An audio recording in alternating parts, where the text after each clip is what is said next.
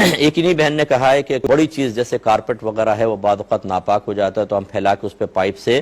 پانی مار دیتے ہیں. اب اتنا ٹائم نہیں ہوتا کہ اس کو لٹکائیں پھر پانی ٹپکنا موقوف ہو پھر دوبارہ دھوئیں, تو کیا حکم شرع ہوگا؟ دیکھیں, اگر کوئی بہت بڑی چیز ہے جیسے کارپٹ وغیرہ, اور اس کا حل بھی میں نے لکھا ہے کتاب میں,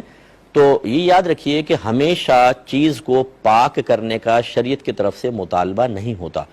یہ وہیں ہوتا ہے کہ جہاں پہ آپ نے وہاں فرض کر لیں نماز پڑھنی ہے, یا بار بار وہاں گیلا ہاتھ یا پیر پڑے گا اور اس وہ نجاست کے ساتھ مل کر آپ کو الٹا ناپاک کر دے گا, وہاں مطالبہ شرع ہوتا ہے. لیکن اگر جیسے بڑے کارپٹ پہ بچے نے پیشاب کر دیا, اب اس کو اٹھانا اس کو دھونا واقعی ایک آزمائش ہے, تو آپ یوں کر سکتے ہیں کہ اس کے اوپر پہلے وہ اس کو کس طرح سک وغیرہ کر لیں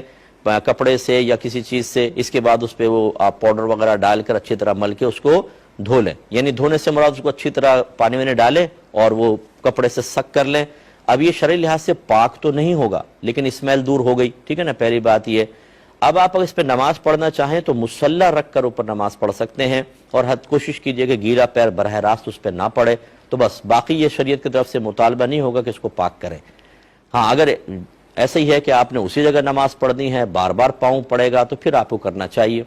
ورنہ اس تکلفات میں آپ نہ پڑھیں, اس کی گنجائش نکلتی ہے. اب اگر فرض کر لیں آپ کرتے ہیں اور آپ سمجھتے ہیں کہ اس کو پاک کرنا ہی ہوگا, تو پھر آپ یہ کریں کہ آپ اس کو بچھا کر کسی جگہ پر اور اس پہ پانی سے پائپ سے پانی وغیرہ ڈالیں, اور اتنا ڈالتے رہیں کہ آپ کو اطمینان ہو جائے کہ پانی نجاست کو اپنے ساتھ بہا کر لے گیا, تو یہ پاک ہو جائے گا. ورنہ تیسرا وہی ہے جو آپ نے کہا, یا ایک چوتھا بھی آپشن ہے کہ اس کو دھوبی کو دے دیں اور دھوبی کو کہہ دیں کہ بھئی ذرا اچھی طریقے سے پانی بہا دینا ہے اس کو دھوتے ہوئے. تو یہ بڑے بڑے ان کے پاس واشنگ مشین یا بڑے بڑے اسپیسز ہوتے ہیں, وہاں بچھا کر یہ اچھی طرح پہلے اس کو مطلب پاؤڈر وغیرہ لگا کر خوب اچھی طرح برش وغیرہ مار کے پھر پانی بہاتے ہیں. تو امید ہے کہ انشاءاللہ جب آپ تنبیہ کر دیں گے اور وہ کہہ دے گا کہ ہاں ہم نے پانی بہا لیا, تو انشاءاللہ آپ کے حق میں وہ کارپٹ وغیرہ پاک ہوگا.